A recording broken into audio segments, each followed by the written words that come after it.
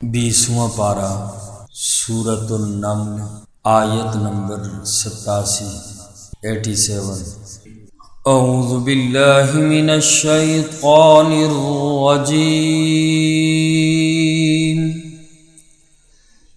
بسم اللہ الرحمن الرحیم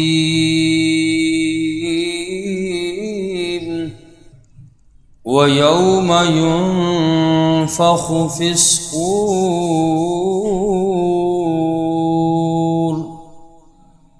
اور جس دن سور میں پھونکا جائے گا، فَفَزِعَ مَن فِي السَّمَاوَاتِ وَمَن فِي الْأَرْضِ، تو گھبرا اٹھیں گے وہ جو آسمانوں میں ہیں اور جو زمینوں میں ہیں، اِلَّا مَن شَاءَ اللَّهُ،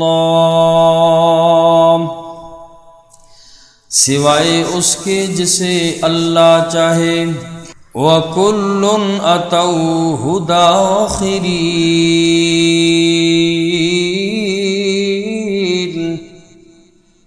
اور سب کے سب آئیں گے اللہ کے پاس عاجز ہو کر۔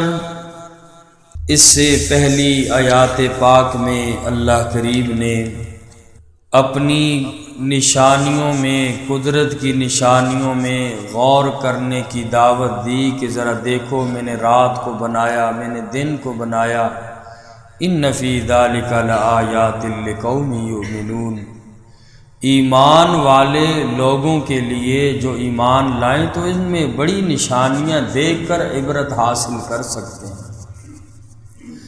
اور آج کی آیت پاک میں ڈرایا، ذرا اس قیامت کو بھی یاد رکھو جو حق ہے، اور جس دن سور میں حضرت اسرافیل علیہ السلام پھونک ماریں گے، ہر چیز اس سور کی آواز کو سنے گی۔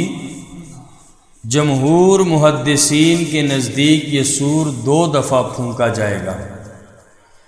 پہلی دفعہ ساری کائنات فنا ہو جائے گی جب حضرت اسرافیل سور پھونکیں گے، اور پھر اس کے بعد 40 سال کے وقفے کے بعد سور میں دوبارہ پھونکیں گے، گویا کہ قیامت کے بعد اٹھنے کے درمیان 40 سال کا وقفہ ہوگا، اور پھر اس کے بعد دوسری مرتبہ سور پھونکا جائے گا تو ہر چیز زندہ ہو جائے گی، اور پھر میدان محشر اللہ کی عدالت قائم ہوگی، اور وہ ایسی آواز ہوگی جب سور پھونکا جائے گا فوراً قبروں سے اٹھیں گے، اس آواز سے سب لوگ گھبرا اٹھیں گے، اِلَّا مَن شَاءَ اللَّهُ، سوائے اس کے جسے اللہ چاہیں گے۔ حضرت عبداللہ ابن عباس رضی اللہ تعالی عنہما اس کی تفسیر میں فرماتے ہیں اِلَّا مَن شَاءَ اللَّهُ، کہ اس سے مراد وہ لوگ ہیں جو انبیاء اور شہداء ہیں، وہ اس گھبراہٹ سے محفوظ ہوں گے۔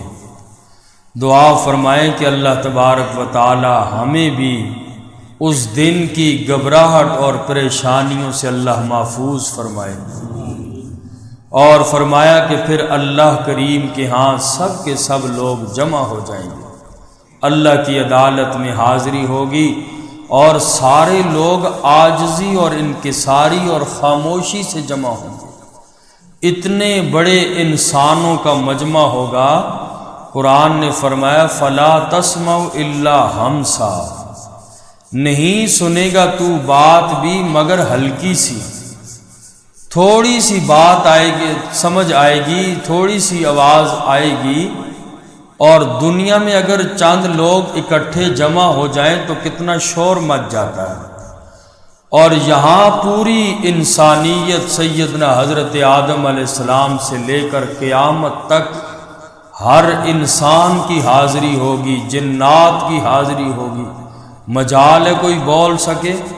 بالکل سناٹا ہوگا، خاموشی ہوگی، اللہ کے خوف سے، اللہ کے ڈر کی وجہ سے سارے لوگ کانپ رہے ہوں۔ اللہ کریم ہم سب کو اس دن اپنے عرش کا سایہ نصیب فرمائے۔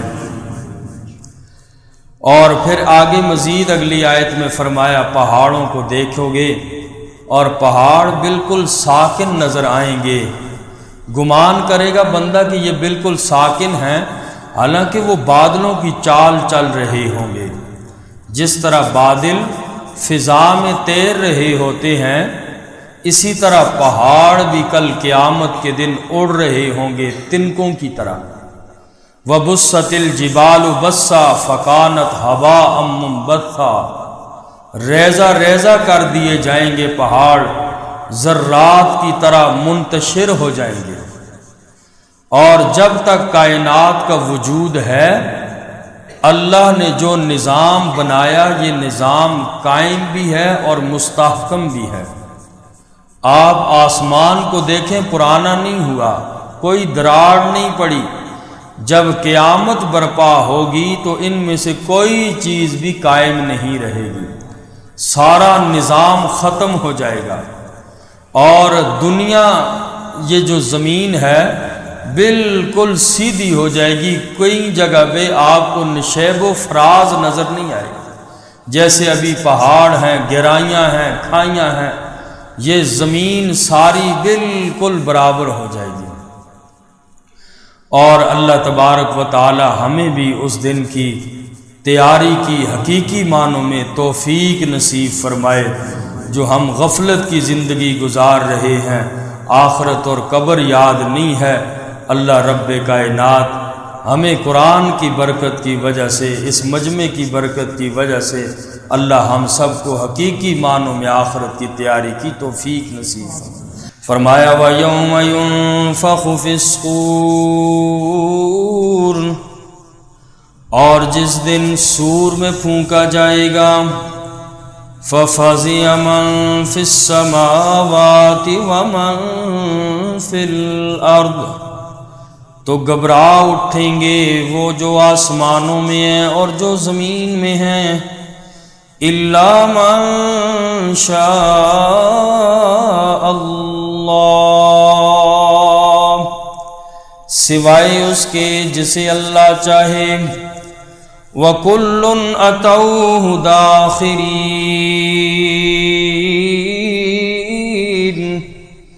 اور وہ سب کے سب آئیں گے اللہ کے پاس عاجز ہو کر۔ وَتَرَى الْجِبَالَ تَحْسَبُهَا جَامِدَةً، اور آپ گمان کریں گے ان پہاڑوں کے بارے میں کہ وہ ساکن ہیں۔ وَهِيَ تَمُرُّ مَرَّ السَّحَابِ، حالانکہ وہ بادلوں کی چال چلتے ہوں گے۔ صُنْعَ اللَّهِ الَّذِي أَتْقَنَ كُلَّ شَيْءٍ، یہ اللہ کی کاریگری ہے جس نے مضبوط کیا ہر چیز کو۔ إِنَّهُ خَبِيرٌ بِمَا تَفْعَلُونَ،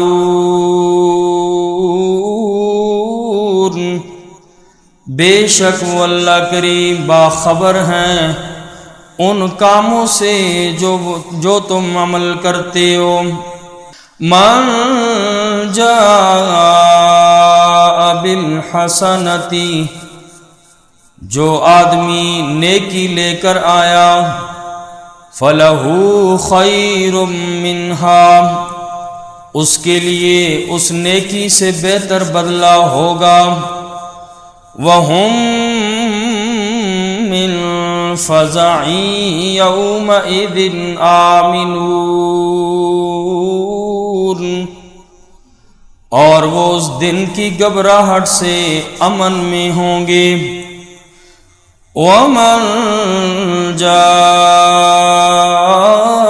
بِالسَّيِّئَةِ، اور جو شخص برائی لے کر آیا، فَكُبَّتْ وُجُوهُهُمْ فِي النَّارِ، وہ اوندے منہ آگ میں ڈالے جائیں گے۔ هَلْ تُجْزَوْنَ کہا جائے گا ان سے نہیں بدلہ دیا جائے گا تمہیں الا ما کنتم تعملون،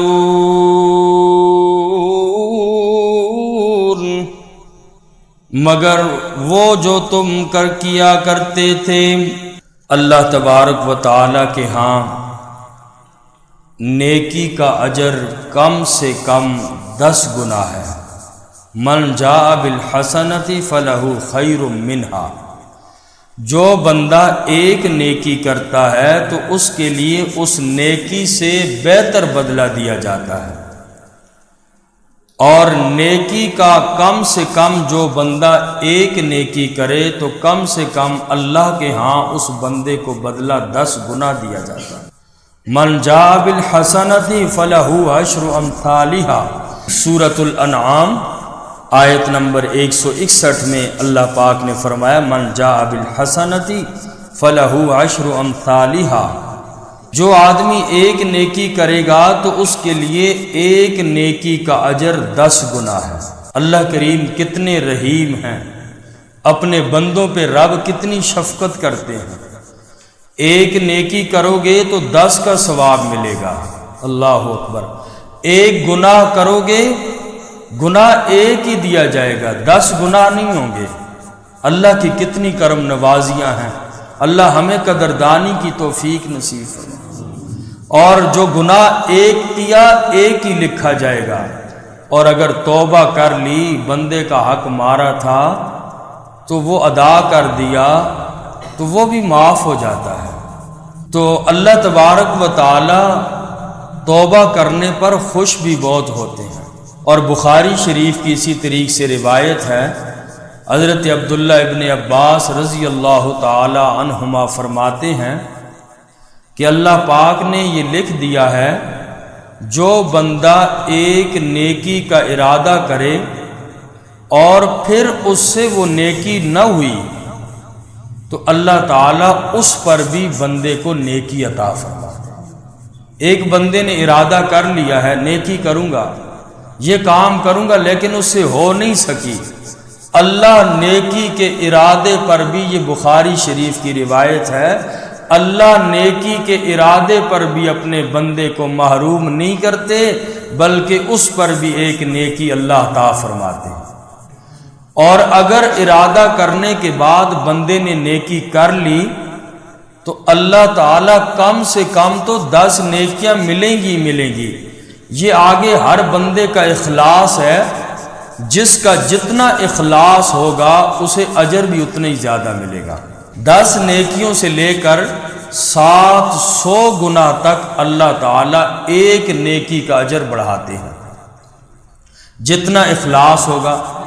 آقا علیہ الصلوۃ والسلام کی ایک روایت ہے، فرمایا جو آدمی اللہ کے دین کی اقامت اور اشاعت کے لیے جہاد کرتا ہے، وہ 1 درم اللہ کے راستے میں خرچ کرے تو اس کا بدلہ 700 درم ہے یا اس سے بھی زیادہ ہے۔ وَمَنْ جَاءَ بِالسَّيِّئَةِ فَلَا يُجْزَى إِلَّا مِثْلَهَا، اور جو گناہ کرتا ہے اللہ ایک ہی گناہ دیتے ہیں۔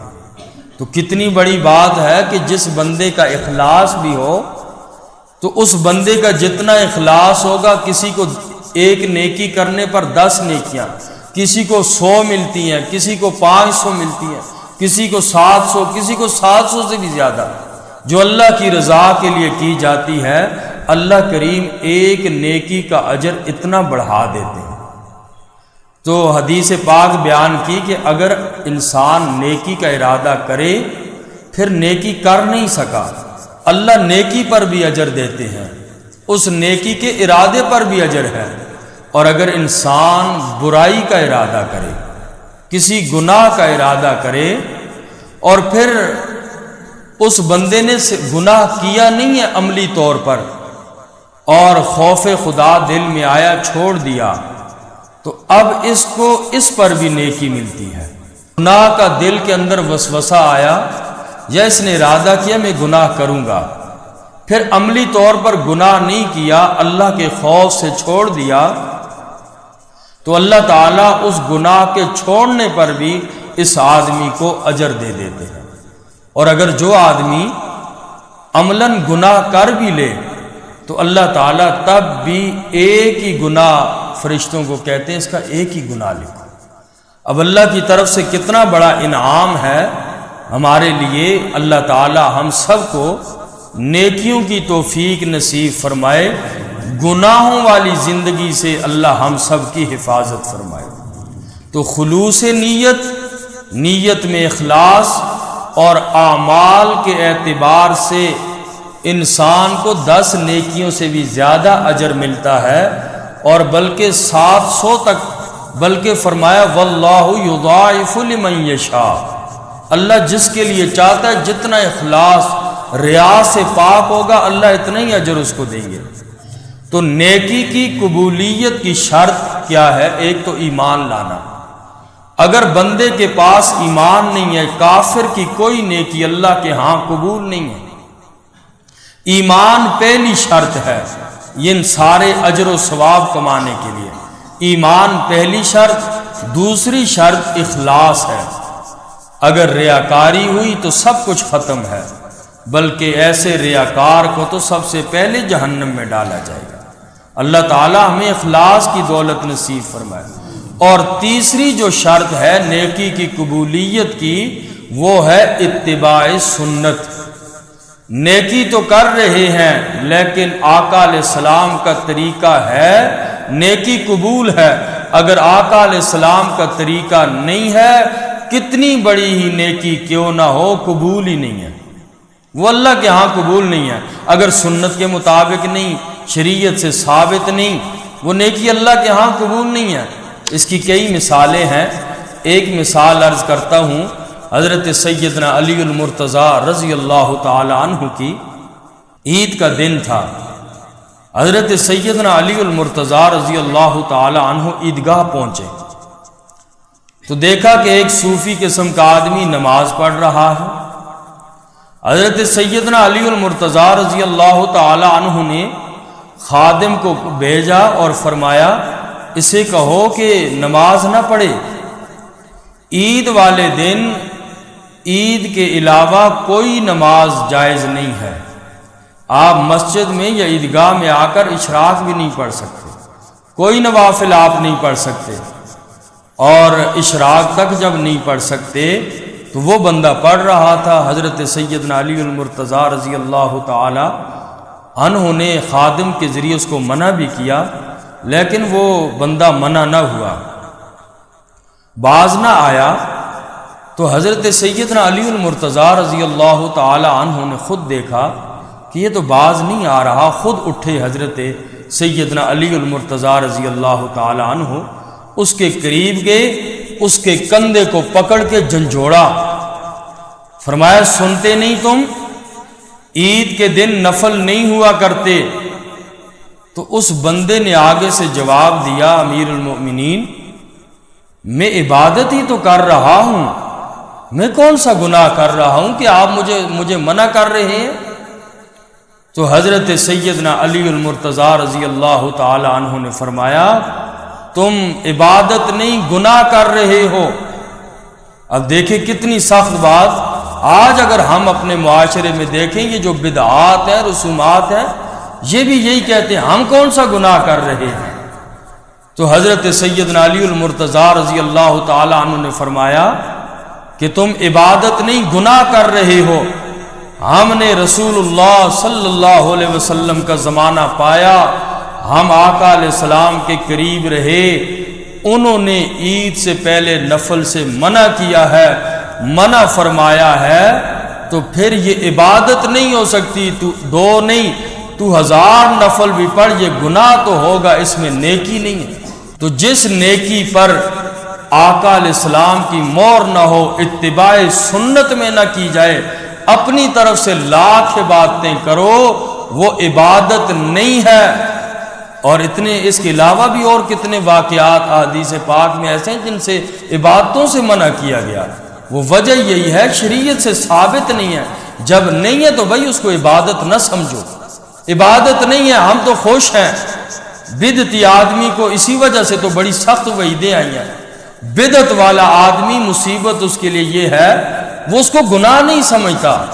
گناہ نہ سمجھے تو اس کو پھر توفیق نہیں ہوتی توبہ کرنے کی. وہ اس کو اچھا سمجھ کے ساری زندگی کرتا رہتا ہے، جس کی وجہ سے بندے کے اعمال ضائع ہوتے رہتے ہیں.